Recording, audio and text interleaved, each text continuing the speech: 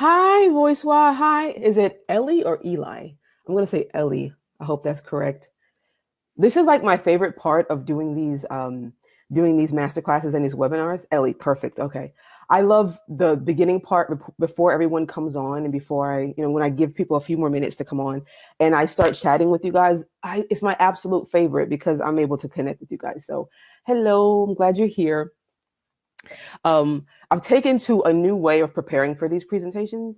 Um, Instead of what I used to do was like rehearse and rehearse and rehearse and make myself crazy. Now I get my slideshows together and then I trust myself because I am a conduit and I know that whatever needs to come out is going to come out. And that also too, I know this information. Like this is not like it's just going to be coming from the straight from the dome. So, oh wait a minute, I'll be right back and then we'll get started. Wow. I hope you guys didn't hear me just crash into the desk like that. All right, I'm gonna wait one more minute and then we're gonna get started. Exactly, voice why. And it feels so much better to just flow and to not and what I'm doing now with these webinars is essentially what I did in undergrad and in grad school is just taking what I know, whether I researched it or whatever, and putting it on a slideshow and then just going slide by slide because there's so much usually going on in my head that it's so much easier to organize it that way. And so I'm just doing what I always did. But I used to make myself crazy in college. Oh my God, just the nerves I would have. It was so bad. Oh, okay, so it's 12:03. All right, guys. So welcome to the masterclass webinar, whatever I'm calling it. I'm gonna switch off between the two of them. Um, First thing I want to say is I do not love my title. Okay, I always get on myself about my titles because I try to be kind of cute and snazzy, but sometimes I just can't come up with something that's cute and snazzy. And because I'm using this format, I haven't changed sort of my template just yet for my slides. It requires sort of like a title and then a subtitle. And so I changed it to so many different ones, but then I just said, you know what? I'm going to settle on, did you hear that? 5 ways spirit communicates with you. Okay. So that's the title and that's what we're doing. So I always have the introductory slide, right? I am Elisheva, okay? And what I always say, I'm going to say again, is I don't love titles. I was actually just writing down and going over other titles for myself because I really want to encapsulate what it is that I do. Um, and so what I'm allowing myself to be called right now is I'm a priestess, definitely a spiritual consultant. I do spiritual consultations, and also an energy management advisor. Okay, if you wanted to follow me on social media, I'm on Instagram, Facebook, Twitter, and Pinterest under Empress Elisheva, all one word, right? So at Empress Elisheva. I partner with men and women to identify and grow their spiritual identity and deepen their understanding of their spiritual path. My website is empresselisheva.com. So you'll find my products there. And also, I post in the link on my bio on my social media. I also post a lot of my different products there. Another site that I do need to mention, though, I also have at spiritual.sistergirl. You guys might have even found me from that site because I do have way more followers on Spiritual Sister Girl. So please feel free to follow me on all my platforms. In addition, and also, I should say, and also spiritual.sistergirl, because even though Empress Elisheva is more focused on my store, I do post a lot on spiritual.sistergirl as well. All right. And I always say this, what you'll need in order to get the most out of this masterclass and also just any masterclass that I teach. I always recommend that you have a notebook. I always recommend that you have a notebook, little notepad, journal, piece of paper, whatever. You can use your phone if you want, but the reason why I don't necessarily advise using your phone to take notes in is because of the distractions that the notifications can be. But you definitely want to take notes. You want to jot down different things that come to you. I'm going to be asking throughout the webinar if you have any questions, but I might be in I might just be in mid sentence and you might have a thought that might pop into your mind because really that's how spirit works. When we're sharing information like this, you never know what kind of sort of downloads you'll receive, right? And so write that down so that you don't forget it because you want to be able to ask me that question. And I'll just You could just put that question right there in the chat box. The chat box can sometimes get distracting, but don't worry about that. Until I have a better system, we're just going to work with it from the chat box. Okay. The other thing that I feel you need to get the most out of this masterclass, and again, any masterclass that I teach, anything that I offer, is you need to have an open mind, right? Some of this information might be new to you, so it's important that you remain open to it. It might be something that you've heard before, so maybe not new to you, but you've heard it presented in a different way. What you always want to do, particularly when it comes to a spiritual journey, a spiritual path, is you want to empty yourself out so that you can be refilled again and again, because this this spiritual cosmic everything is just so big. It's so big, and there's so much that you can learn, and we can never be at a point where we think we know everything, because that's when we're not learning, and there's so much more to always learn. There's always another level. Okay. And the final thing that I always suggest is that you have a quiet place if that's possible. Those of you who have been on other master classes of mine, you know that I have two kids, and my youngest is Lily, and Lily can be quite the distraction if she is allowed in the room with me when I'm doing a webinar. So if you need to, if you can, shut the kids out like I've done, like I've locked the door, right? If you can shut the kids out so you can focus, that is perfect, because I might say something and you'll miss it because the kids are screaming in the background, right? I also recommend that you turn your TV off or music, but there's some people who that actually works for them, having noise in the background. So whatever works for you so that you can focus and not be distracted, I do recommend. All right. So also too, most of my webinars, a lot of times will go over like 90 minutes, and I really try to keep them at 45 to 90 minutes. Okay. I've had them go to 2 hours. We're not going to do that today. Today is going to be a shorter one. I'm experimenting with keeping it a little bit shorter, but still ask your questions, because if your questions cause us to go over, then your questions cause us to go over. Okay. So in this class, we will be discussing 5 ways spirit communicates with you. Okay. So let's go ahead and get started. I've started to add a disclaimer because I want people to understand, when it comes to spiritual information, there's a lot out there, a lot of different information out there. Okay. My presentation, my information is based on my experience, my knowledge base, and my channels via spirit. And when you are on your own journey, your own spiritual journey, whatever you end up sharing with people, if you decide that you want to share with people, will be based off of your experience, your knowledge base, and maybe channels via spirit if you have those, if that happens for you. And what I want to say about that is there's certain things that are kind of like, I guess, foundational, you can say, when it comes to spirituality, foundational, but we're going to all experience it slightly differently, right? So I might say something that might resonate with you because, hey, that sounds kind of like what I experienced, right? But no one's experience is going to be a carbon copy. That doesn't mean that it's not valuable, and it doesn't mean that it's not going to provide you with valuable information. Okay. I am an occultist, a tarot, oracle, and rune reader, dabbling in Akasha, but actually I'm getting better at that. And I've been on my spiritual journey my whole life, right? And that's all of us, right? Because we are spiritual beings having a human experience, right? So I've been on my spiritual journey all my life, but recently, well, not recently, I would say maybe like 2015, 2016 is when, as they like to say, the shit hit the fan. and my experience is ramped up. So, as I was just saying before, there are a few hard and fast rules when it comes to spirituality outside of universal law, because that's what governs, the cosmos. So I hesitate to declare my understanding the right understanding. Okay. But it has certainly been made clear to me that this way of viewing my spiritual journey is right for me. Right. And I want everyone to arrive at that point where they get to a point where, through their relationship with spirit, they're like, you know what, this is my path. This is what's right for me. Yeah, and I welcome all others with whom this resonates as truth. Okay, boom. Now, with the disclaimers out the way, quick question you might be wondering: is this an exhaustive list of the ways that spirit communicates with you? Definitely not. Definitely not. Spirit is energy, and energy manifests its presence in just a shit ton of ways, right? And you guys can still hear me, right? Just want to make sure. I'm waiting for somebody to tell me in the chat box they can still hear me. Bet. Okay, good. Thank you, VoiceWire. I love you. Oh, hi, Kimberly. Let me just say hi to everybody. Hi, Brandy. Hi, Voicewa.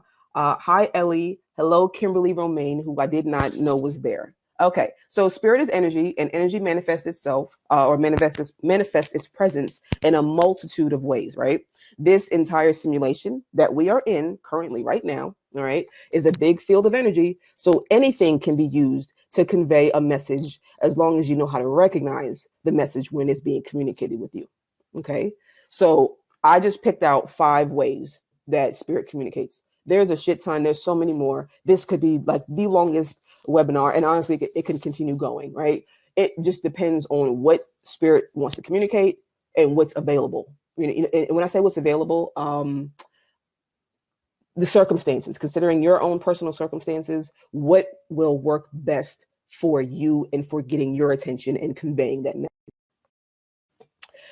All right, so boom. If you got your notebook ready, you might want to write this down real quick because I am going to recommend 2 books. Okay, so I am not a physicist, but I do want to make 2 points. Current science does suggest that we are living in a holographic universe. If you have been plugged in any way into the spiritual community, you've probably heard about that we live in a hologram and that we're really just in one big like virtual reality field of information. Okay. If you understand universal law, or if you have done any studying of the 7 hermetic laws, which that's a book I didn't list here, but that would be under the Kybalion. Let me put this in here real quick. That definitely is a book that I feel like will activate you, because when I read that book, it definitely activated me. I read that book and started having all kinds of visitations. So the Kybalion, it's by the authors are the 3 initiates, which is like, I don't even know who that is, but here it is.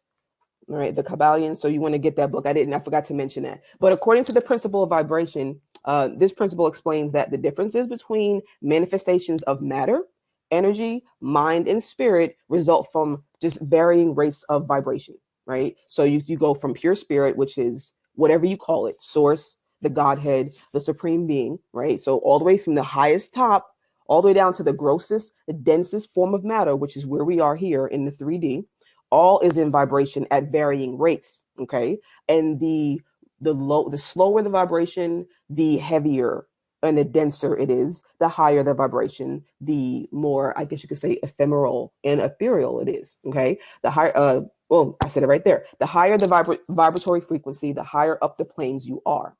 So I said all that to say this: everything is energy, and everything is vibrating right now. So right now I'm at a desk in front of a computer, and the desk feels solid. But even though it's solid, it is energy that's vibrating, but it's vibrating very slowly, so therefore it's dense. Okay. Now, I am not a physicist, so the best way for you to have a better understanding of this, where it kind of gets kind of sciencey and a little confusing, but just it's a good thing for you to read it, because they do try to break it down. 2 books: the Holographic Universe by Michael Talbot, and The Human Hologram by Dr. Robin Kelly. Those 2 books will kind of give you a background on what's going on with the holographic universe, so you can understand what's going on with that. Where's my... All right, so everyone can perceive energy on some level. Everyone, every person, every living being can perceive energy on some level. The difference is whether you know how to decipher what's being said to you, right? And also whether or not you have an inborn talent. Excuse me. So let me explain that a little bit more. When I say deciphering what is being said, I mean recognizing the subtleties of energetic communication, right? Which relies heavily upon your own intuitive knowings and your trust of your intuition. Okay. And in terms of inborn talents, I'm talking about those people who just have that ability from birth to perceive energy in the various forms in which it exchanges with you. So you have people who are just from very young, and you hear these stories all the time about these different mediums who saw spirits, at a very young age. We have to understand that spirits are energy too, right? So when we die, we just go from this dense form, this dense 3D body, to, well, we don't change form. We just release this physical body, actually, and we release our energetic form, which is with us right now. Okay. So people who have that inborn talent, they're just, that eye is opened, is a way you can put it. That eye is open from birth. And so the purpose for them, or the job for them, is now learning how to navigate this world that we're in with that talent. Hi, Magda. It's about learning how to navigate this world that we're now in with that talent and that ability. So I will be talking about the clairs a little bit. I did consider doing a presentation fully just on the clairs and going through every one of the clairs. But I kind of didn't feel like doing that because I feel like that's been overdone. But I will mention a few of the clairs, right? Because a few of the 5 ways that spirit communicates will include, I think, 1 or 2 of the clairs, right? If you don't know what the clairs are, right, they're the different ways of experiencing or perceiving energy, right? So clairvoyance, clairsentience, clairaudience, clairgustance, clairaudience, and claircognizance. And real quick, even though this is not really my intention to have this be part of the presentation, I will just real quick go through those and explain them. So clair is, I think, a French term for clear, right? So when we see clairvoyance, that means clear seeing, right? And I'm going to talk about that. That's one of the slides, actually. So we're talking about clear seeing. When we're talking about clairsentience, we're talking about clair feeling, right? And it's pretty much empathy, right? So the ability to feel emotional impressions via energy, right? So energy that an individual might be giving off, or energy just in general, energy of the collective, energy that a different spirit might be wanting you to feel, to communicate with you. Clairaudience is clear hearing, right? And so that's you perceiving, and that's also another slide too, just perceiving sounds with your mind's ear. I'll go into more detail later. And then there's clairgustance, or is it gustance? I think it's gustance. Clairgustance and clairaudience. Clairgustance is clear tasting. So that's receiving energetic impressions via taste. Clairaudience, I put those together because oftentimes they are combined when you look up the definitions of them. But clairaudience is clear smelling. So when you smell something, when people always talk about, I walked into the room and all of a sudden I smelled grandma's perfume. You know what I mean? That's that.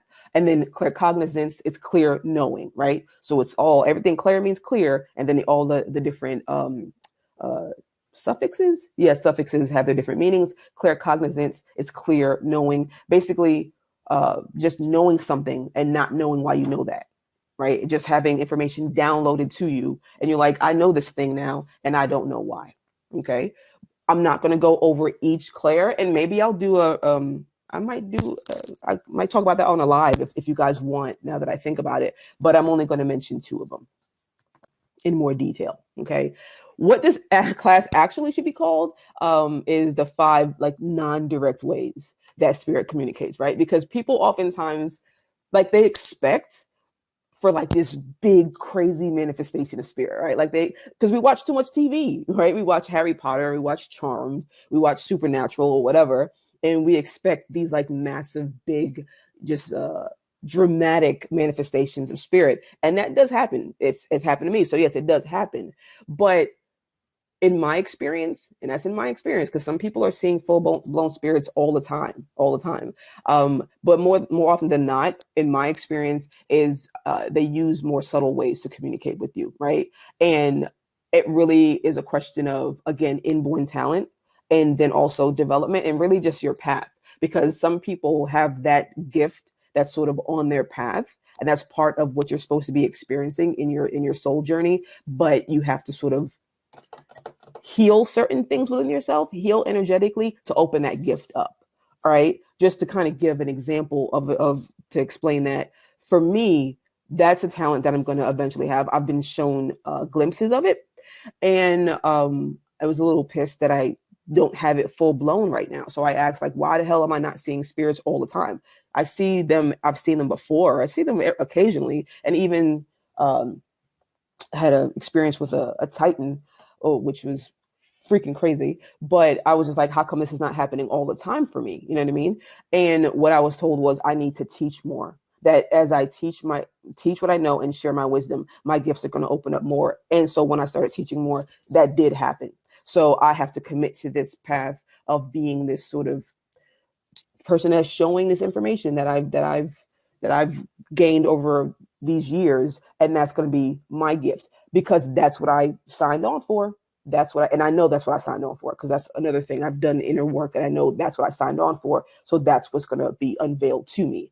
But if you're only looking for these like grand manifestations of energy, of deities, of ancestors, family members, whatever, then you're going to miss the really subtle ways that energy communicates with you. And you need first to understand and be able to perceive and read the subtleties before it builds up to the more dramatic, ostentatious manifestations of energy and spirit. So, 5 ways spirit communicates with you. Method number 1, via your body. So your body is the ultimate instrument. And I think I made a post about this the other day on spiritual.sistergirl. Your body is a conduit for cosmic energy. Okay. You can channel energy via your chakras, right? Which I think everyone is aware of that, but you can receive energetic impressions via your whole body. And so you need to treat your body as such and recognize that it is an instrument and get to know it so that you can read it when these impressions are happening. You can receive energetic impressions via your whole body because you have many chakras and different energy centers throughout your body as well. Any questions so far? As I swig some water, any questions so far? Again, feel free to ask them as you guys, if they come up. Because once I get into the zone, I'll just like start talking and rambling and I might not stop. All right, no questions. I'm going to continue. All right, so as I was preparing this, I was like, well, I guess I got to talk a little bit about the chakras, right? I feel like everyone knows about the chakras though, right? Because if you're looking for this type of information, it's there. But then again, it needs to kind of set the tone. And it's a foundational, just basic foundational understanding that I feel like needs to be in every conversation when we're talking about like spirituality and spirit and how spirit communicates. It just needs to kind of be there, right? So a few basics. The 7 major chakras, and notice I say the 7 major chakras because you have a bunch of other chakras throughout your body, like I just said. The 7 major chakras are energy vortices, right? Which is plural vortex, right? I would say vortexes, but fine. 7 major chakras are energy vortices that receive, and transmit energy to and within the body. Okay, that interprets our physical, intellectual, emotional, and spiritual being. So you can read your sort of health and wellness in those particular areas, physical, intellectual, emotional, and spiritual, by the health of your own chakras, right? By the spin of your chakras, the relative openness of your chakras, if they're blocked or whatever. The term chakra means wheel in Sanskrit, which is a reference to like the spiral shape of the energy vortex and the spin of it at each energy center. The 7 main chakras are, I'm going to try to pronounce the Sanskrit name, but if I can't pronounce it and I butcher it, like, forgive me, I'm sorry. So the 7 main chakras are the root chakra, right? So that corresponds to the red one at the bottom. If we're looking at the image that's here on the slide, I'm going to start from the bottom going upward. Again, you guys probably know this. So the root chakra associated with security and stability, and it regulates feelings of groundedness. This is very, very foundational and basic and superficial because you can go into chakras way deeper than this, okay? But a foundational understanding is enough for right now. So the root, red, feelings of groundedness, security, stability, okay? The sacral or the sacral chakra, right, is the next one right up from that. And it's associated with pleasure and sexuality as well as creativity. And the color associated with it is orange. The solar plexus chakra, or just the solar chakra, is, well, I didn't say the name, did I? Root is Muladhara. Sacral is, I'm not saying that. I can't say that. Yeah, you see it right there. You try to pronounce it. All right, the solar plexus is the Manipura, right? And that's associated with personal power, willpower, vitality, and your confidence level. And the color for that one is yellow. And you can actually use color to kind of strengthen those different chakras, right? Just to kind of, as an aside, right? Like if you want to work on a particular chakra, let's say you're working on your root chakra, you can wear red, right? You can wear a lot of red. You can choose to eat a lot of red. You can make a ritual out of eating Fruit Loops, right? And picking out only the red loops, right? And saying, I'm working on this is a ritual for my root chakra. Because in your mind, right, you're telling your subconscious, I am doing this to feed my root chakra. So that's all you need. That's enough, right? Or you can get lifesavers, right? And you can just pick out the red ones and say, whenever I eat this red lifesaver, I am feeding my root chakra, right? Again, it's your ritual, right? And whatever you say is what it is, right? Because you're the one that's programming your subconscious. So to continue, the heart chakra, right? Anahata, that is associated with compassion, love, especially unconditional love, and forgiveness. And the color that goes with that one is green. So if you wanted to work on your heart chakra, you can wear green. You can decide that you want to paint or draw, and maybe use a lot of green in it. Or again, you can eat those lifesavers and pick out the green lifesavers if you want, right? Again, the rituals don't have to be something overly complex. It's really just what you do to connect with your own subconscious. That's what matters. So the throat chakra, right? Moving right along, the throat chakra. On here they have it kind of sky blue. I guess that blue can work.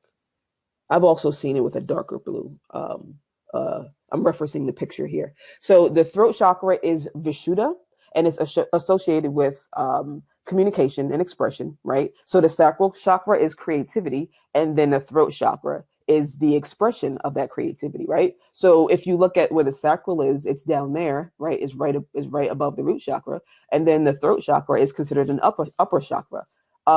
If you have blockages between your lower chakras and your upper chakras, then that creativity that you're doing in the sacral chakra will never find expression in the throat chakra. Okay. Again, did not plan to say this. Apparently, somebody needs to hear it. So here it is. And the color associated with that chakra is blue. Before I do my presentations, I do always ask to be a conduit for a message. So I did a ritual last night to be a conduit for a message for whoever might hear it. So it's whoever's going to hear this who's on right now, but then also whoever might hear it who will be listening to the replay when I sell them. So whoever it is, that's for you. So moving along to the third eye, right? So that's the pineal, right? That's that purple one right there near the top. It's associated with psychic abilities and clairvoyance. And the color is indigo, violet, kind of the same. You'll see it depicted different ways. You might see it as, you sometimes will see the third eye chakra as having blue, right? You sometimes do see that. They're all kind of between violet and indigo, they're kind of like shades of each other. So I don't really get too hung up on that. But you will see differences across the different illustrations of that. I will say that. And you pronounce that ajna for the third eye chakra. And then when we're talking about the crown chakra, I'm going to try Sahasrara. I hope I got that right.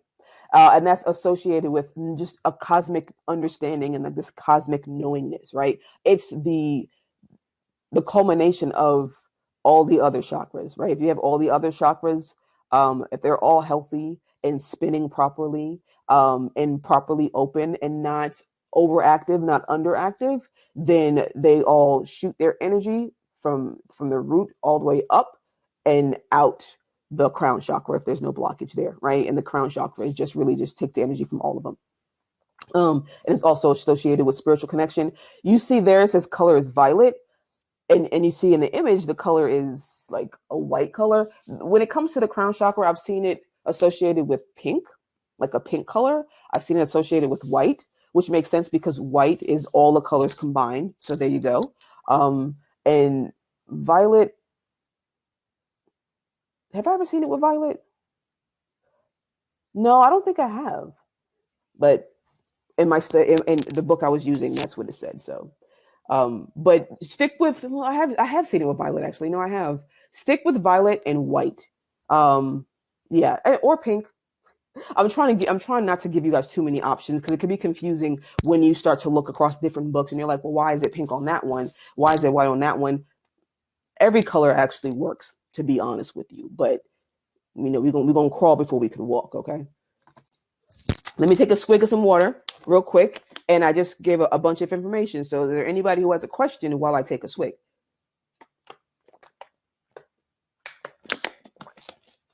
Now you guys can still hear me, right? because the chat boxes, I bet. All right, no questions? All right, so I'm going to keep going. So with every energy center being associated with a particular emotion, right, then you may feel a particular issue in a corresponding chakra, right? So unexpressed emotion or thoughts or feeling like something might be caught in your throat, that's how your throat chakra might communicate with you, and that's how spirit might use your throat chakra to communicate. Okay, you might feel a deep pang of love in your heart chakra, or and this has happened when I was doing a reading for somebody. Some spirit came through, and I couldn't see who it was. What I did see who it was because it flashed in my mind's eye.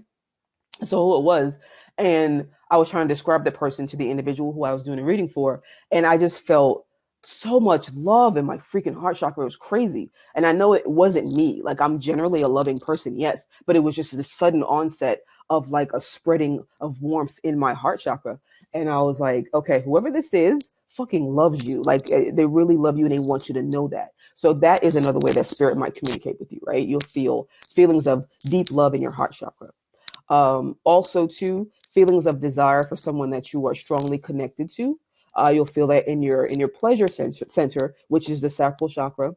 And this is particularly something that people who are in twin flame relationships do report. They report that they feel their twin in their heart chakra or in their sacral chakra. And I mean, come on now. When we talk about twin flames, we're always talking about that connection and just the explosive sort of sexual energy between twins. And if you were on my masterclass last week about twin flames, then we talked about this just strong magnetic pull between twins to consummate that, right? Because it's all about integration. And so you will feel your twin.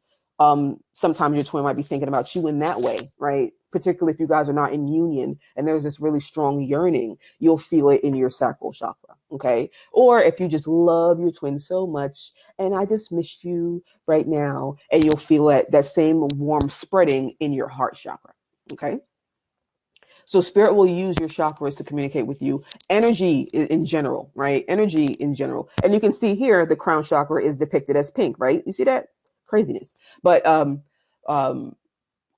spirit will use your different chakras to communicate with you. So when you understand your chakras and you've done chakra or chakral work, chakra work. When you've done chakra work, then when you have certain feelings at certain centers, you'll know, okay, something's going on with uh, love right now, or something's going on. I feel blocked. I feel like I can't express myself. Real quick, which I don't even know if I put this on a slide or not, but I've had that happen where like you just kind of feel in your throat, there's nothing actually there, but you just feel like I can't, like I just feel like you just feel like a block is there, right? And for me, what was being communicated when that happened was I needed to speak up more. If you remember what I just mentioned about spirit saying that as I share my wisdom more and share what I've learned more, that my gifts are gonna open up more. Um, Around that time when I was trying to understand what was going on with me energetically, I would feel blocked there. And then I said, "Oh, I get what you're trying to tell me. You're trying to tell me that that's blocked, and it needs to open up more. So I need to open up and just express myself more to get that energy flowing in that area." So I like to use case studies to kind of drive the point home, right? And so let's look at this whole situation practically, right? In a practical situation of spirit communicating with you, right? So this is a completely made up situation with made up names. So Shayla, a medium, is doing a reading for a client who is trying to understand how her cousin Cynthia died. All right. One day, Cynthia just went missing. And then after weeks of pleas to the public for her safe return, her remains were discovered 3 towns over in an area where she was not known to frequent.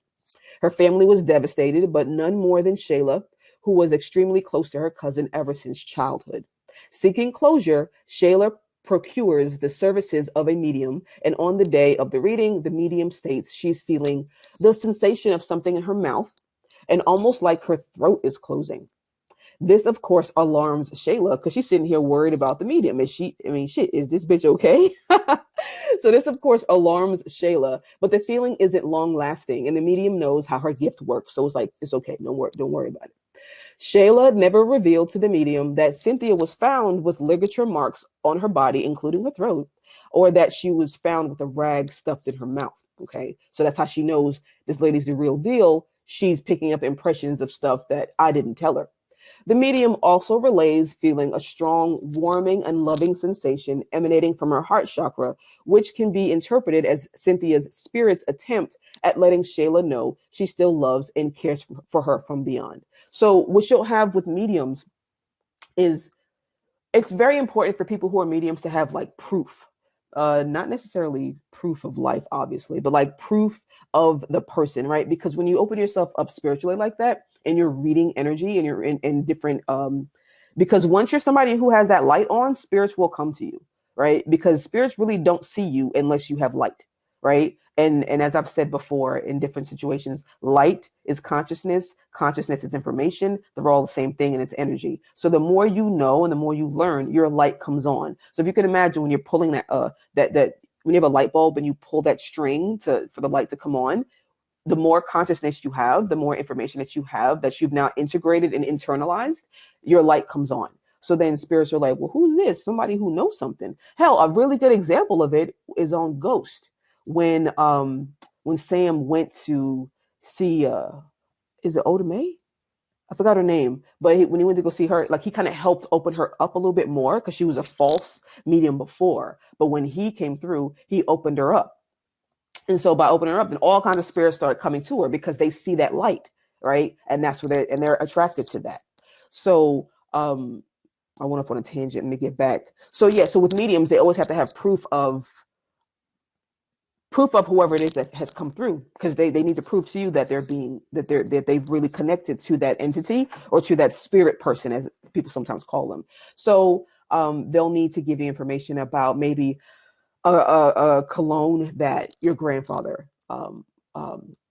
wore, his favorite cologne, or maybe his favorite drink. Maybe he liked Johnny Walker and he needed to put the taste of Johnny Walker in your mouth. Well, guess what? If that medium don't know what Johnny Walker tastes like, she can't really convey that, right? So the spirit's going to have to find something else, right? So maybe it's they died of a certain illness, died a certain way, had a certain pain that they always complained about in their leg. Then boom, they'll use your body, put a pain in your leg and say, I'm feeling a pain in my right leg. That is all to help the person who is requesting the help of the medium to identify the spirit that's coming through, so that the client gets the message that they need. That it engenders trust, but also it allows the client to get the message that they need.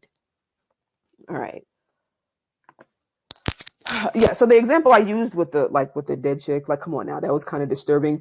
I mean, I'm a gifted fiction writer, right? And I just was like, well, let me make up a real quick story to illustrate this, right? So yeah, it might be a little disturbing, right? And I'm sorry if it was disturbing to people, but I included it to illustrate how physical sensations can be used to convey information from different energetic forms. And different energetic forms are not just ancestors and family members that died. Spirit is energy, and energy manifests in many different ways. And guess what? You're a manifestation of energy, right? And so you can send, via your aura, you can send different impulses and different things to me or to anyone else, particularly if you're etherically corded to somebody. And I wrote an ebook on etheric cords. I'm not going to go too much into it, but whoever you connect with, whoever you have a sort of connection to, you become etherically corded to them, and information and energy can travel along those cords.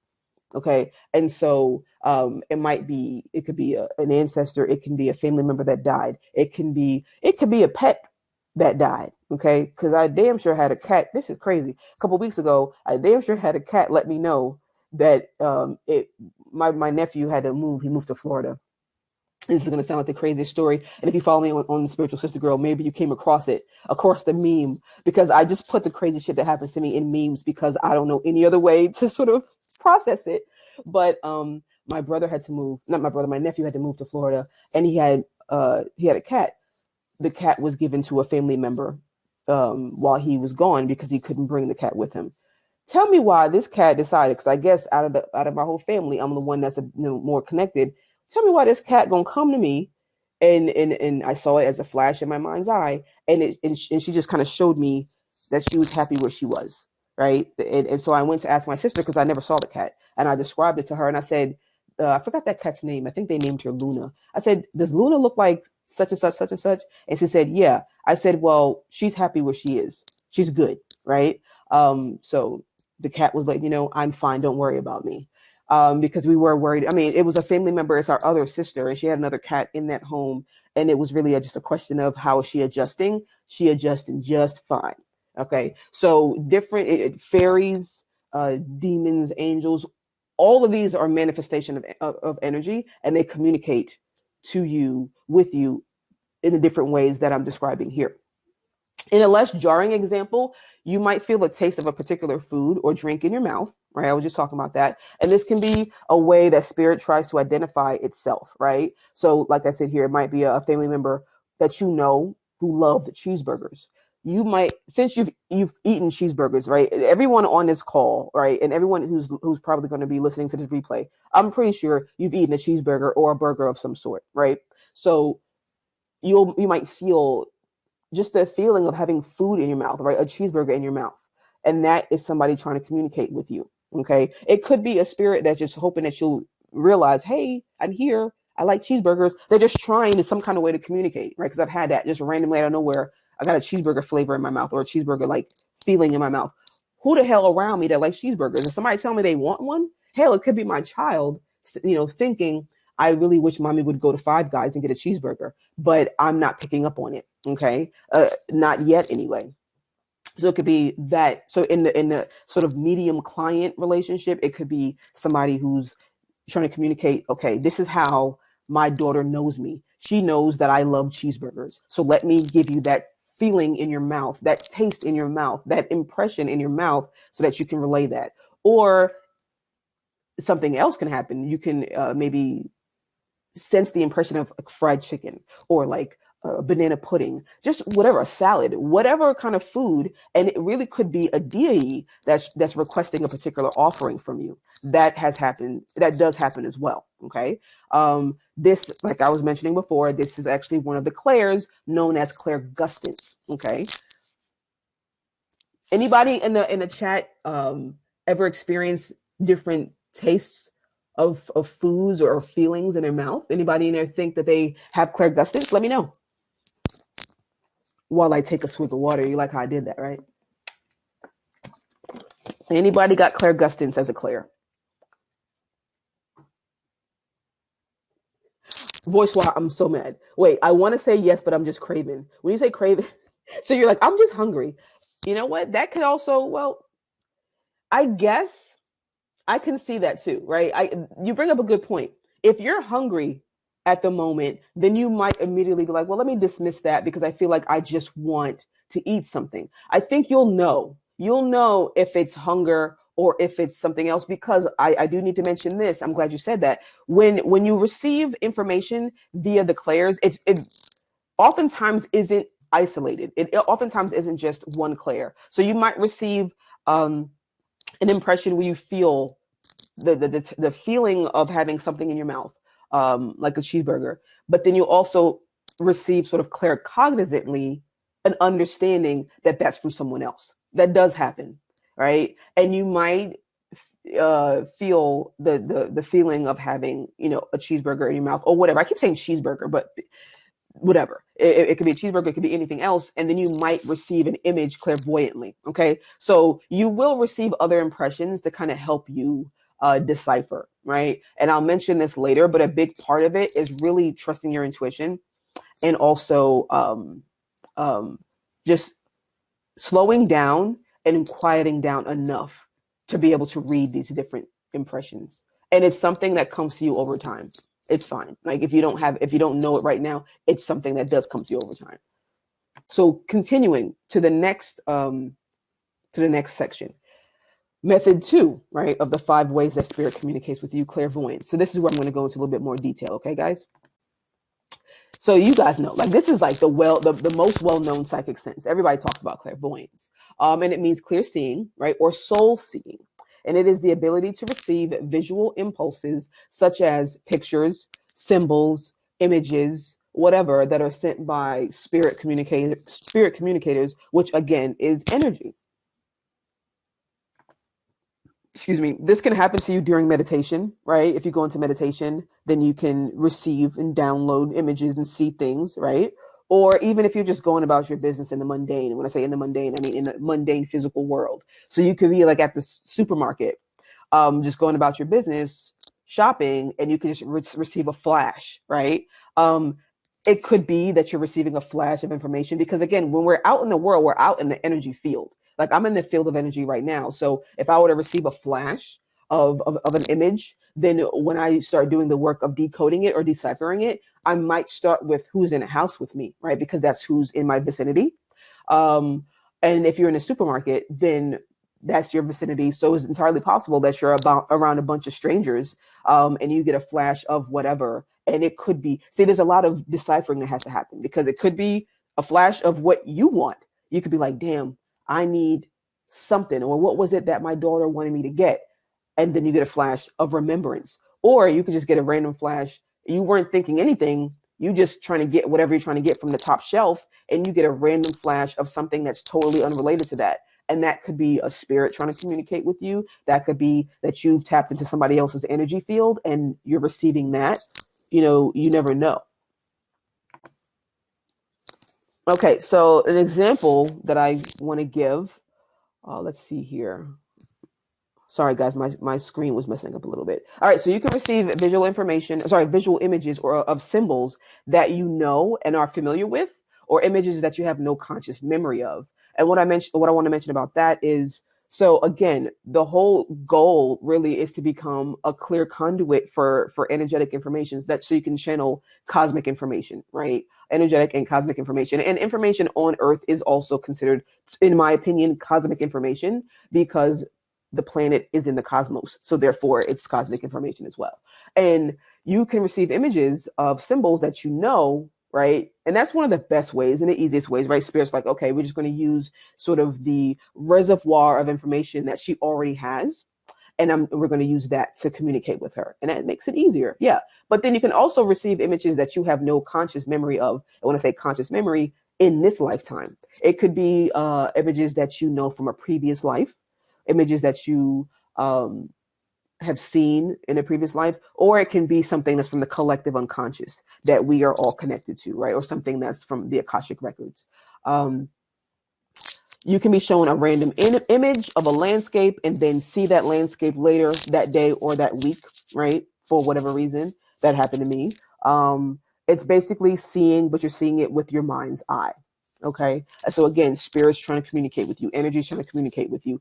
And this communication is important because it's really just trying to get you in alignment with your path, right? Because you might be like, well, why the hell are they communicating? Why the hell are they telling me this? Because the whole goal is to get you in alignment with your path. So when you're receiving when I was receiving these random impressions, these random things, when I did meditate one time, and it was around my birthday, I remember. Wasn't it an eclipse that time? I don't think it was an eclipse, but I remember meditating, and it was a February 20, I forget the date. And this is back when I started going back to church, right? And I started going back to church because this is a random story, okay? Random story. I'm going to follow spirit. I started going back to church because I had a scary experience because I started doing some work with dark magic before I was ready. I'm ready now, and it doesn't scare me. But back then, I had like a very terrifying experience. And so like the next fucking day was Sunday, and I was like, well, bitch, I'm going to church. Because it scared the crap out of me. And there was a church nearby, and I went to that church. So in the process of me going to that church, I'm at that church, and they had an event that they were going to have in the evening. So I decided to meditate that morning, because I think there was an eclipse. And I was like, well, let me tap in. So I did this meditation, and I was shown this like random landscape. And I was like, okay, I don't know what this is, but okay, that's cool. And then hours later, I go back to the church, right, to the event they were having in the evening, and they're showing a film. And don't you damn know, it was right there. The same thing that I had just seen in my meditation was right there. So what I took that to mean was, oh, okay, that was letting me know that I'm on the right path, right? That was how I interpreted it. And since spirit is outside of time and space, they're outside of the circles of time. They knew that I was going to say, well, this means I'm on the right path.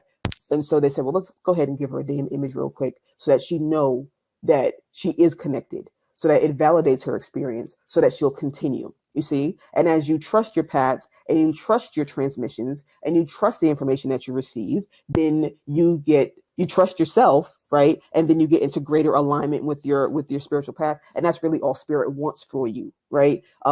Spirit and your damn ancestors too. They want you to be on your path. Because if you're on your path and you're living high vibrationally in terms of your family lineage, you're raising the vibration of the energy of your family lineage as well. And I think people always call that what? Healing generational curses? Oh, so another example. So how spirit might use clairvoyance to communicate, which I already just did, but hell, let's talk about this one too. I've had spirit show me rune symbols. Yeah, that did happen. Yeah. I've had spirit show me rune symbols to communicate something I needed to know. So if you guys know what the runes are, right? They're a divination system that came out of uh, uh, the Nordic religion, tradition. And each rune means something, and they're very archetypal, so they can mean a lot of things. It's a very sort of broad symbolism, and that's the blessing of symbols, right? That a symbol is worth 1,000 fucking million different meanings. So when I first started working with the runes, because I don't really they don't really show me the runes as much anymore, which is weird. I wonder why they do that. But anyway, I receive it other ways. I mean, really, there's so much that I understand. There's a lot that can be used to communicate with me, I would say. But at that time, the runes were being shown to me. Okay. And so I just randomly woke up, and right at that sort of precipice before you wake up, I saw a rune. And then I opened my eyes and the shit was still there. And I was like, wait a minute, it's still there. Okay. So it was very important that I looked into the meaning and understood and internalized what was being shown to me via that rune, right? So spirit might use a rune to communicate something to you, right? Different energies can present themselves to you via your mind's eye. So different energies or entities that might want to work with you will present themselves to you via your mind's eye. And something that I'm feeling called to say right now is there are a lot of different religious systems, spiritual systems that exist. And some people might feel an affinity for a particular system, and you might be like, well, I'm just going to stick with this. I'm just going to stick with that. I am somebody who I work with every pantheon, and I self initiate. I don't get initiated into shit because everything is available for me. So, but other people feel differently, and there's some people who would have a really big problem with that statement. I don't care. So, I don't know who has to hear that. I just felt that I had to say that, which was very random. But you don't have to get initiated if you don't want to. You can self initiate, but you have to. But self initiation is, um, it's a path of responsibility. Okay, Brandy. It's a path of responsibility. You have to do the work that you need to do, right? Because I'm pretty sure that a lot of you guys heard about that. I'm not going to go too much into it, but I'm going to mention this, right? Because right now, collectively in our community of spiritualists and people who are interested in this work, we've all heard the story of the young lady who apparently was trying to hex a friend of hers using voodoo and ended up dying, right? And y'all really gonna make me talk about this? Okay, because I feel it. Okay, and she ended up dying, right? And so yeah, like you should feel what I'm feeling right now is fucking crazy. And y'all wilding right now. I'm talking to spirit. What y'all want me to say? Okay, so she apparently was trying to hex somebody and tapped into an energy. A lot of people are saying, as a white woman, how dare you try to tap into this African traditional religion to hex someone who apparently was a black woman. I don't know. I me and Baron Samedi is cool, right? Now the reason why I feel hesitant to say this is because a lot of people are like, you got to be initiated. I ain't got to be initiated to shit. I fucks with all of them. They come see me. They these things came to me, and I just work with them, and it's fine. So I had my own previous experience with Baron Samedi years ago, and I told myself I wasn't going to tap into him and talk to him again, really, until I did the thing that he told me I had to do. But he's the Loa of the cemetery of the dead, and I fucking hang out in cemeteries like all the time. So I went there yesterday after I had my dream channel that I asked for. I asked them like, what the fuck, like, what you want me to know about the situation? What the hell happened? And I think what happened in that situation was hubris, and What was that dream? Are y'all gonna let me remember? It was hubris. Give me a flash of the other dream. It's yeah, it's there's a lot of, how can I put it? A lot of blood was spilled. A lot of blood was spilled in on this planet, different all across the different continents. And when you spill blood in the name of oppression, uh, you're going to have a bad time. I heard somebody say you're going to have a bad time. Y'all stupid. You're going to have a bad time because you are creating uh, a karma that needs to be paid out, right? And so eventually down the line, a karma needs to be paid out. It's going to impact this plane and all the other planes. And so there are a lot of people, each individual has to work through their own individual karma, their own individual energetic karma on this path. And there's a reason why the path of darkness is scary to people, because it's, if you ain't about this shit, then go stick with the light. And ain't nothing wrong with that if all you want to do is work with the light. But there is more power in the dark. Period. Um, and so in that situation, it was a dilettante. I hear the word dilettante. It was somebody who was just sort of tapping into shit and just playing around with shit that they ain't know nothing about. And that's what happened. And just give me 1 second as I try to remember, because I had a bunch of dreams that was explaining to me what happened. Um, yeah, arrogance was one of them. Um, oh, okay, yeah, there was arrogance, and then yeah, apparently somebody that she didn't like, or somebody did something to her, and she was trying to get revenge or something. All right, let me look at my phone because it was another one. Because what I'll do is I'll wake up and then I'll just like save it in my phone, and let me see if I can remember, because I'm not going to tell you how the, I don't want to go into the dream. Um,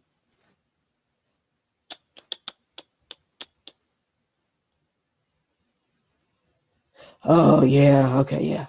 Yeah, and yeah, okay. Oh fuck. And then also too, it was there was this situation or this sort of feeling of thinking that you got away with something. So arrogance is a really big part of it. Arrogance in that particular situation, according to when I requested this information of, and I don't even like doing this, but they want me to. When I requested this information of Baron, it was arrogance, and it was um thinking that you got away with something, because apparently in her story 3 weeks later she died in the jacuzzi or whatever, right? So it's this sort of thinking that you got away with something, and then you didn't, right? So she was invoking energies that she um, just really had no conscious understanding of, right? Does that mean that she should have been killed? I mean, I don't know.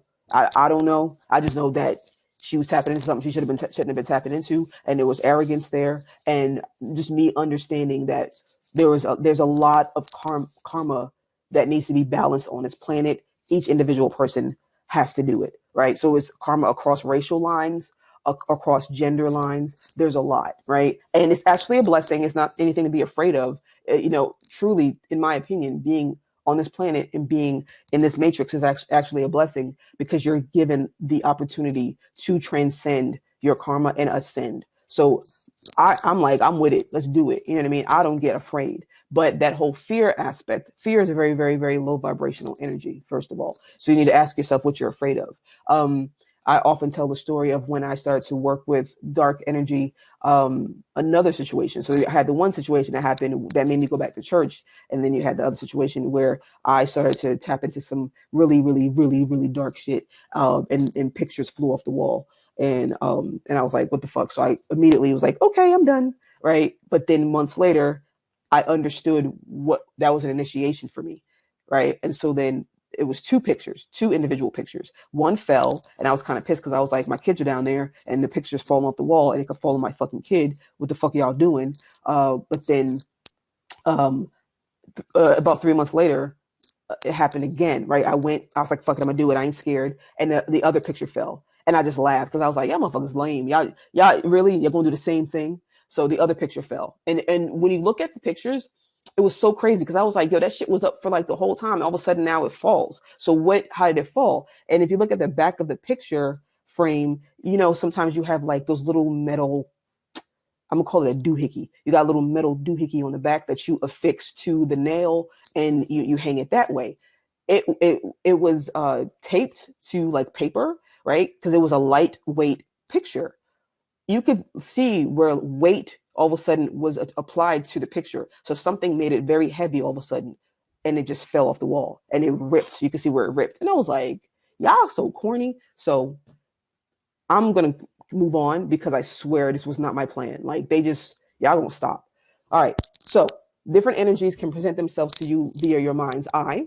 So they can just show up. And this is like I said, energy is different beings. So you have fairies, you have demons, you have whoever, right? They could just show up. And they might even tell you, if you ask them who they are, they'll tell you who they are, because that's what they normally do to me. If you ever watched the show Charmed, not the new one that's out now, but the older one. If you ever watched Charmed, there's kind of like Phoebe's visions on Charmed, and except visions don't necessarily have to be in black and white, unless being in black and white is significant for conveying the message, because I see my shit in color. You know what I mean? So it's just like, it doesn't have to be that. Real quick, right? We kind of went on a crazy ass tangent that I was not expecting, but I did ask to be an open conduit. So as I take a swig out of this water, anybody got a question or a comment?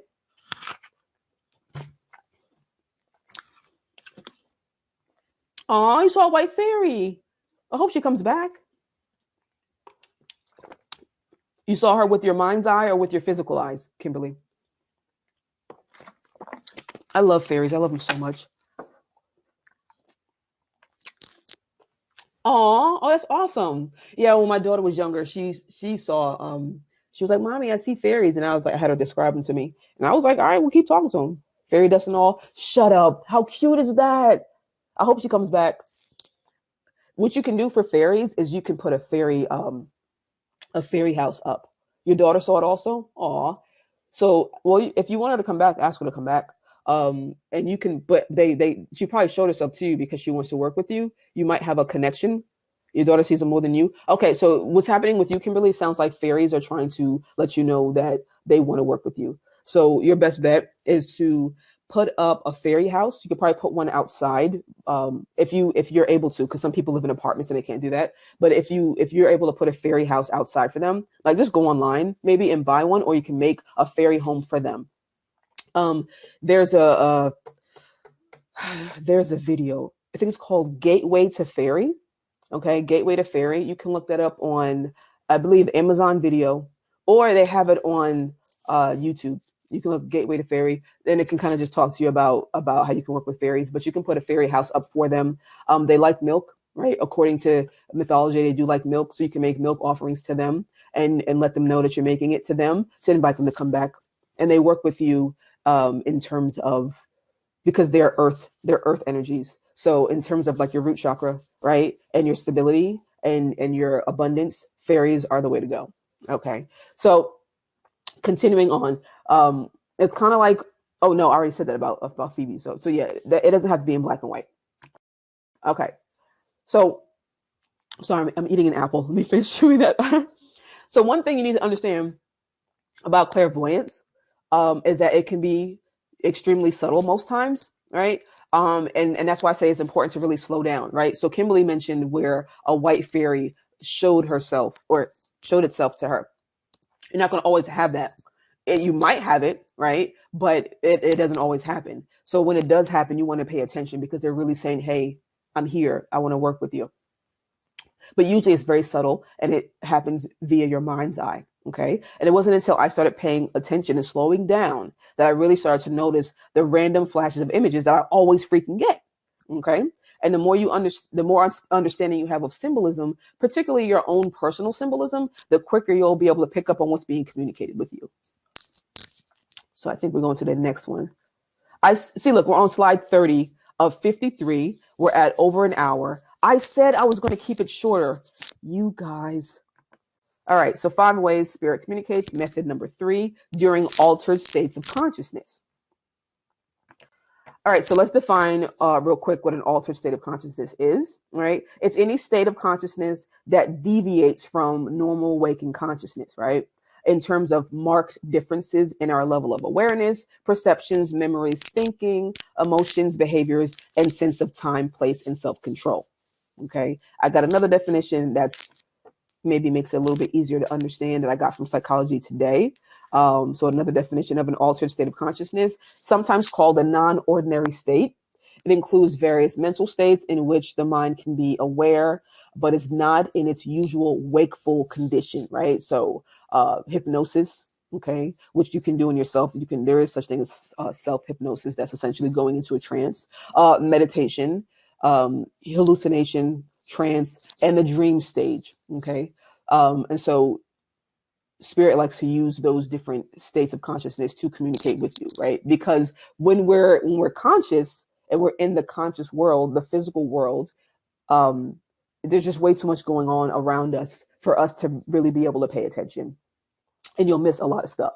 So again, when you get to the point where you pay more attention to what's going on with you, then you can receive impressions when you're out and about, right? A lot of times when you're driving and we kind of drift into an altered state, you receive information when you're driving.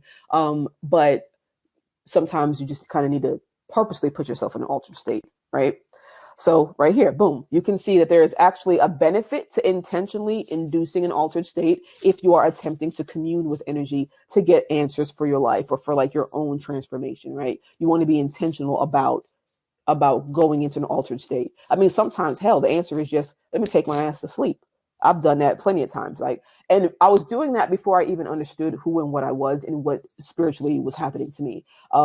If you're the kind of person who's like, you know what, I'm having a really hard time with this problem, let me just sleep on it. Yeah, when you sleep on it, right, then the conscious world falls away and the subconscious takes over, and then you can receive your answers, because everything exists in Akasha, right? So when you're tapping into the subconscious, that's what you're tapping into, and you can receive your information and your answers that way. That's the way your brain works. In our dreams, oftentimes, it's answering a question, and maybe you didn't even know you were asking, but it's answering your questions.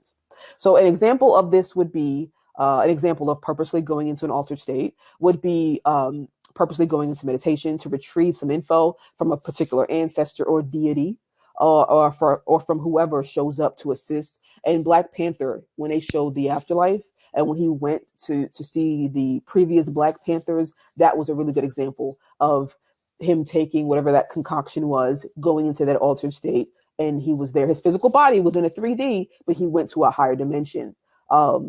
For that information. And sometimes spirit will put your ass to sleep, for you, right? You might not be like, well, I'm gonna go to sleep. Spirit has something to say to you. They're like, let me knock her out real quick. So you have lucid dreaming, right? And you have going to trance states, or just plain old sleeping, can induce a state where you exist on the plane where the physical and spiritual meet, which is makes it easy for spirit energy to communicate. You might have a situation where you've done a ritual or you cast a spell and you instantly fall asleep because the information you need can easily be given to you in an altered state. That happens a lot. So if you find yourself doing a ritual and then all of a sudden you feel really tired after that, if you can, go to sleep, because something is trying to give you information as it pertains to that ritual. It might be information that you need in order to obtain that thing that you're ritualizing for. And what to expect during these altered states, really just expect information to be conveyed as images, sounds, conversations, or scenarios. I did a ritual once to find my keys because I felt very, very strongly about it. I was very worried about these keys because I had to go get my daughter from school, and I don't play when it comes to my kids. Nobody does, right? And so I have this one spell that I've posted it on Spiritual Sister Girl a lot. So it's on there if you guys want to see it. This invocation to Archangel Camuel, which there's other versions of it for different saints.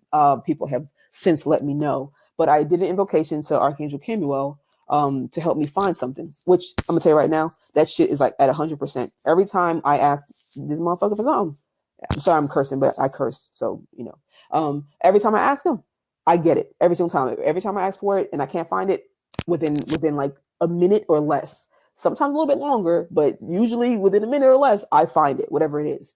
And so in this particular instance, I really needed my keys. And so I invoked them. And then next thing you know, all of a sudden I was like super sleepy, super tired. So I went to sleep.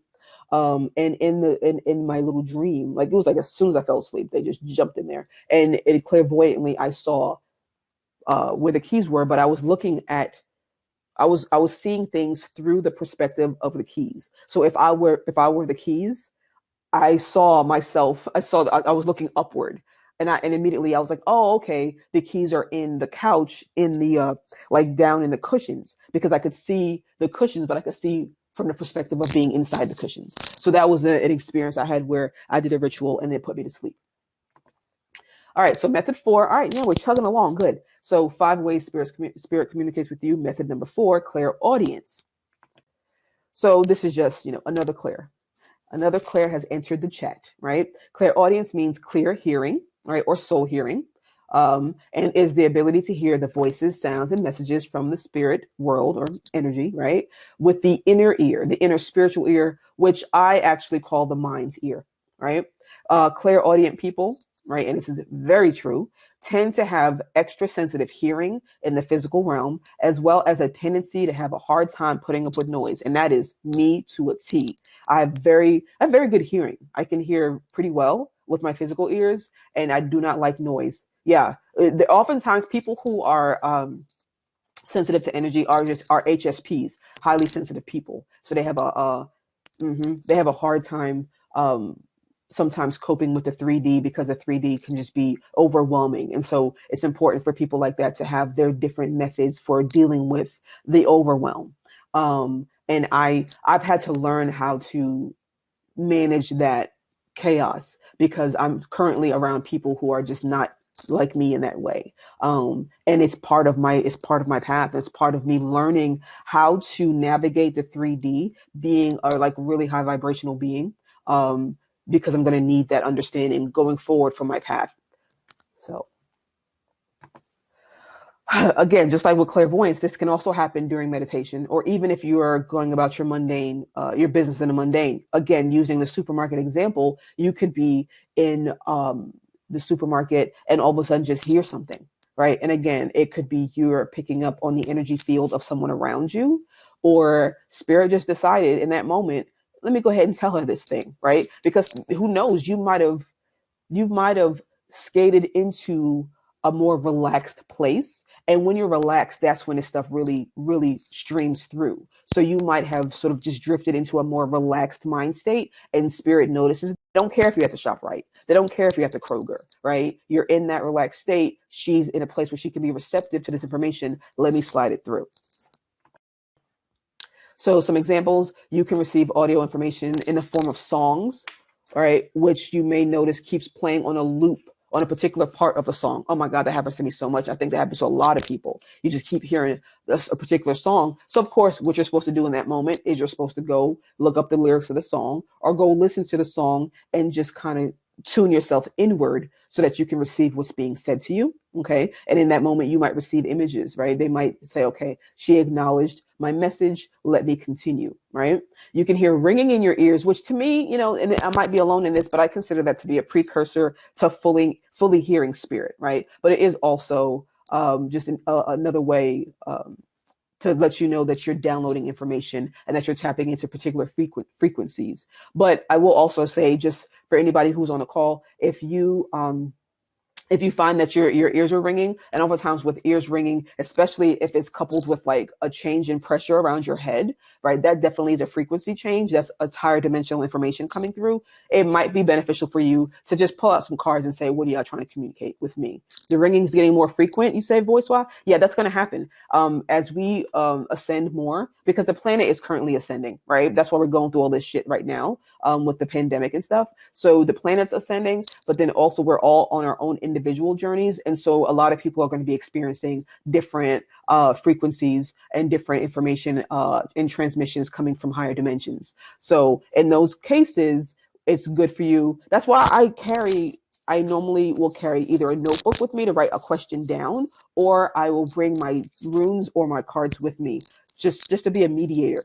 Because again, yeah, I could sit down and I could tap in and just ask spirit right in the moment, because I can do that. But if I'm in a supermarket or if I'm outside and there's a lot of energy around me, the cards just help me to isolate. So it might be beneficial for you to pull cards and say, what are you guys trying to communicate? in this moment, with the ears ringing, right? And if you have a situation where you got ears ringing, and then you see some angel numbers, and then you got a flash, well, God damn it, they really trying to tell you something, ain't they? So yeah, it's basically hearing, but with your mind's ear. Brandy says, I have ringing, and then a lot of times I feel the pressure in my right ear, and it makes a swishing sound like waves, and I can feel the pulsing. Yeah, that's energy around your head. That's yeah. You're downloading information, and it's you're having a higher dimensional experience. Swishing sound waves. Yeah, that's what happens to me. So it's Brandy, is very important for you to let them know that you acknowledge. You have to acknowledge it. If you have cards, then pull cards to find out what they're communicating with you. Because kind of like with angel numbers, right? You'll keep saying the same angel numbers until that particular scenario or situation that the angel number is communicating has been fulfilled. And then you move on to like a next thing, right? So you might not see the same angel numbers. There's some numbers you're going to always see because they're trying to communicate whatever they're trying to communicate at the time. But I'm saying that to say this: find out what's being communicated so you can act on it, so you can receive whatever transformation you're supposed to be receiving, and then you can move on. And then also that's you showing spirit that you trust spirit, and you're showing yourself that you trust yourself, and you'll receive more information. Okay, so yeah, it's definitely receiving downloads. Of course, Brandy, of course. So how spirit might use clairaudience to communicate. I mean, I just mentioned a few, but I've also had spirit straight up ask me a question clear as day in my mind's ear, and it just sounded like a fucking echo reverberation loud in my head. It was so crazy and also very cool. So you might get it loudly in your head, like just all I can say is just like someone loudly talking, echoing, the way you would expect a god to talk. Okay, just echoing in your head. I've had that happen. But also you might just hear, in your mind's ear. When you're pulling cards too, you're pulling cards, runes, you're doing whatever with divination, you might hear guidance. Okay. One thing that you need to understand about clairaudience, right? In this method that spirit uses to communicate with you, it can be incredibly subtle, right? Even more so than clairvoyance, I sometimes find. And it can sometimes feel like you're just talking to yourself. You might be like, is that even somebody talking to me, or is that me? Right? And you'll swear that voice that you're hearing, hey, this sounds a lot like me. And the way I discern, honestly, is like I notice that the voice is answering a question that I'm posing. I might be wondering something, right? And it might not even be fully formed as a statement, but I have a sort of just impression of a curiosity, and then I'll hear an answer. Okay. And so what the hell? I'm seeing flashing lights next to me. That's why I'm like, what is that? So I'm not necessarily answering the question. It's just coming to me from somewhere, and I hear it in my mind. But it's very subtle, right? It's when it comes to this journey and sort of being able to receive and read and understand what spirit is saying to you, you're going to have to do a lot of work on your environment and what you allow around you. Again, I feel like somebody needs to hear this because this is just coming through me. You have to do work on your environment and what you allow around you. If you live in a chaotic situation, then you're going to make it very difficult. You're going to make it very difficult to receive what's being transmitted to you. So there may be some work necessary to be done on the environment that you live in to make it more conducive to spirit communication, right? Because this stuff happens when you're more relaxed. It is important to learn how to do this shit via chaos, like in a chaotic situation that is beneficial, that is okay. But because you want to be, I'm hearing multi-talented or able to work in different environments. You don't want any sort of environment in a 3D to stop you, but you also want to be able to create conditions for yourself to optimally connect to spirit. And I'm gonna tell you right now, that was straight channel. That just came straight through. So whoever needs to hear that, that's for you, babe. All right, so moving to the next one. Because whoever's on this call right now is who needs to be here, right? So a bunch of people signed up for it. I don't know if they're all on this. There isn't going to be a replay for this, but it will be available for sale. So whoever's on this right now was supposed to be on this. So whatever I'm channeling for you that I did not plan to channel for you, but it's just coming through, it's for you. So if it sounds like it resonates, my dear, it is for you. Okay. So number 5. And when you can feel it, like you can just feel when you're channeling. Like I know it because you can feel it right now. Like, okay, 5 ways spirit communicates with you. Method number 5, via other people. Hello, via other people, like Elisheva right here. So we are all plugged into the overall matrix. So anyone can be quote unquote activated in that way. And if you watch the Matrix, which I suggest that you do, then you can remember those different scenes where like Agent Smith just kind of like activated, right? Like he took over somebody's body, right? So that's sort of symbolically what can happen, right? You got to start paying attention to everything that's happening in your direct vicinity. All right, because the simulation is always going to be communicating with you. This is often seen as a synchronicity, right? The definition of synchronicities is coincidental occurrences of events that seem related, but they're not explained by any sort of conventional mechanism of causality, right? But that happens a lot when spirit is trying to communicate with you. So I have about 4 or 5 examples. So it happens so often, honestly, that we probably take it for granted and just probably dismiss it. So, for example, you're feeling depressed and down about something, and a loved one or even a stranger calls immediately, right, with a solution to the problem before they even knew it existed. You're still standing in that sort of field of that emotion because emotion is energy. So you're standing in that energy, and all of a sudden somebody calls you, right? You can, so they, immediately you attribute it to, well, shit, I was just feeling this. This was a problem, and now somebody called me with a solution, a family member or a stranger, right? That's spirit using another person to speak to you, communicate with you, help you. Another example, spirit sends you an angel number about something in an attempt to get you to see a karmic pattern that needs breaking, and you log onto social media and see a post on that very thing to drive the point home. This may or may not have happened to me or happens on a regular basis. But angel numbers too, again, another example of this the simulation talking to you, right? We call them angel numbers. Angels are energies as well, right? And so really that's really just trying to communicate something to you that you need to hear in that moment. And again, for you that are listening on the live, or anyone that might be listening, anybody that might be listening on a replay, Joanne's Sacred Scribes. I'm going to put it in the chat box real quick. Joanne, because somebody asked me about that yesterday. Joanne's Sacred Scribes. So if you are choosing, to look up an angel number, right? That's the only one that I use. The reason why I only use that one is because that's the one that I have programmed my subconscious to communicate with me via. Okay. So I recommend that. I think it's a bad idea to look up angel numbers across a bunch of different books and a bunch of different websites, because then you have nothing. There's no, I guess it's sort of equivalent to either we're speaking English or we're speaking Urdu. Either we're speaking Spanish or we're speaking German. If you're all over the place with how you're communicating, then how is spirit going to know how you accept information? Okay. Apparently, y'all need to hear this shit, because spirit's like, let me tell these motherfuckers something real quick via Elisheva, because it is really coming through right now. This is so fucking awesome.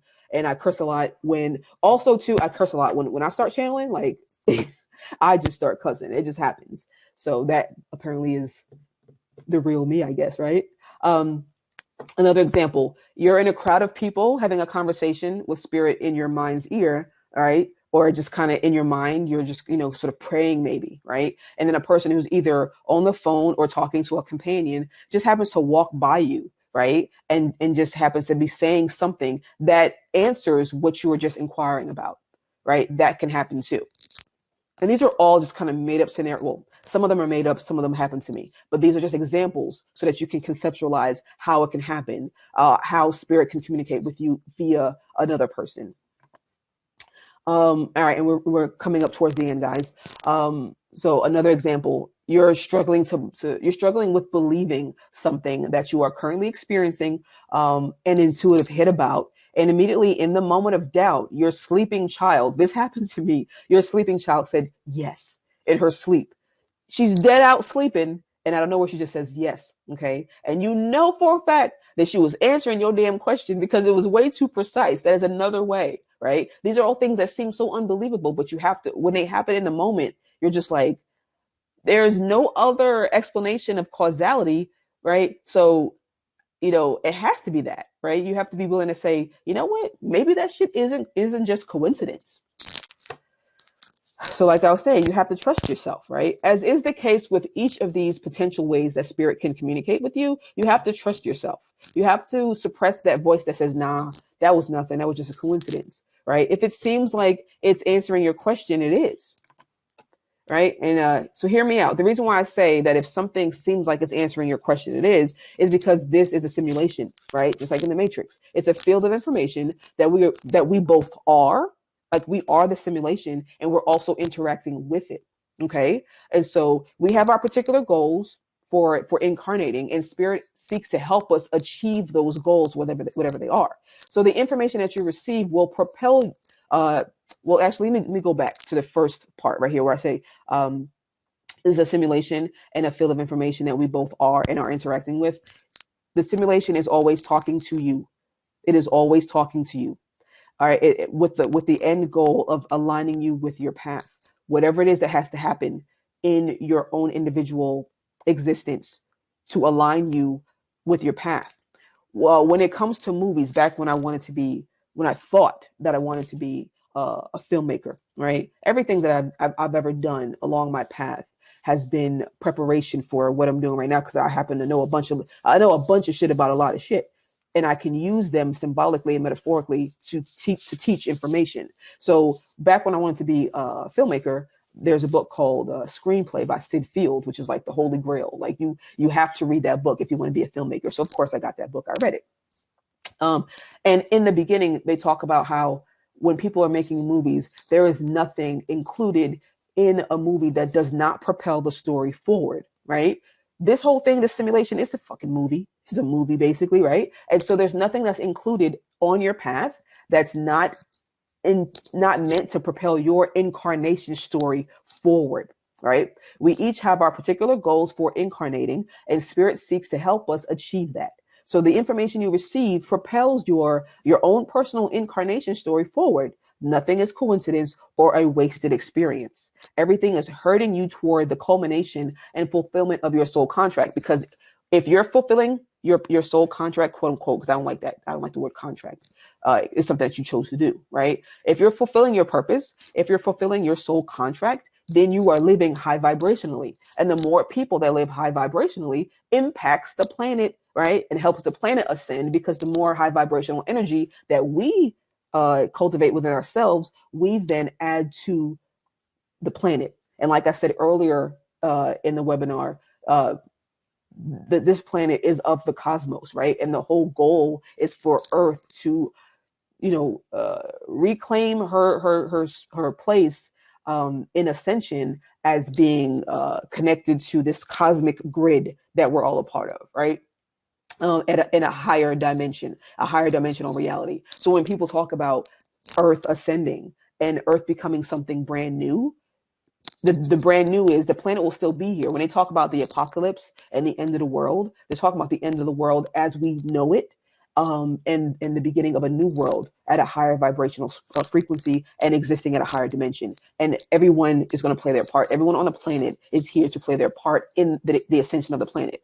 Don't worry about the planet, though. Don't worry about saving the whales. Don't worry about saving the dolphins. Don't worry about the little monkeys. Worry about yourself. Worry about saving yourself, because by saving yourself and raising your vibration, you will raise the vibration of the planet.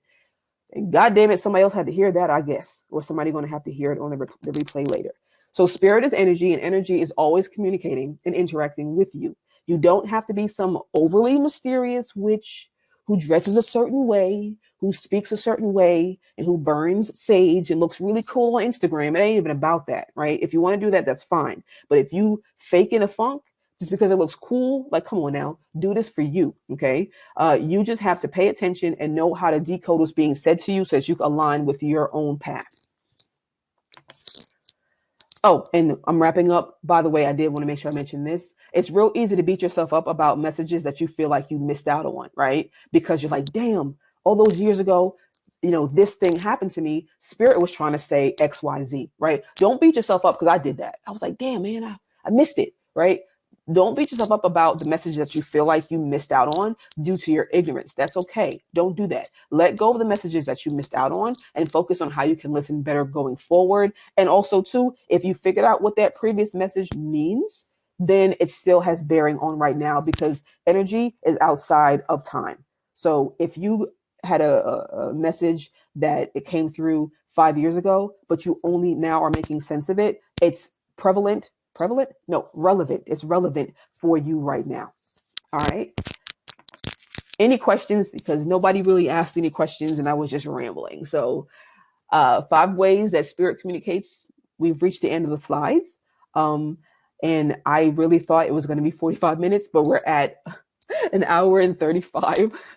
So any questions, guys? Any questions for me? Any comments? As I take a swig of water. How do you know what are good spirits and bad spirits? They communicate via energy again, right? And emotion is an energy. So like I was saying before about the chakras, right? That's a way that you can tell, right? Because your body being the conduit and being the sort of antenna, right? And your emotions being a barometer for you, right? If you feel fear, right? Because those quote unquote bad spirits, of course, Magda, I love you. Of those quote unquote bad spirits, will cause you to feel scared, fearful, uncomfortable, whatever, right? So it's all about how you feel. Loving spirits like angels and stuff, you're going to feel, I mean, I'm talking about amazing, unconditional love. It's just spreading from your heart chakra, right? And so that's how we know what to continue. That's how we know what to keep doing. We know to keep doing a particular thing because it feels good. And we know to stop doing a particular thing because we don't like the way it feels. So that's how you'll know. Okay. Awesome info as always. Okay. This was great. So much confirmation for me. Brandy, I'm very happy. I'm happy that was confirmation for you. Very interesting. My first webinar. Oh, Ellie, I'm glad. I'm glad that you liked it. So if there are no more questions, I'm going to go ahead and end. Like I said, this is not going to be available for replay, but it will be up in my store maybe in the next week or so, because I've been slacking a little bit because I've been going through my own sort of emotional and energetic changes. So it'll be in a store for you guys if you want to buy the replay. Thank you for everything. Well, of course, Voice.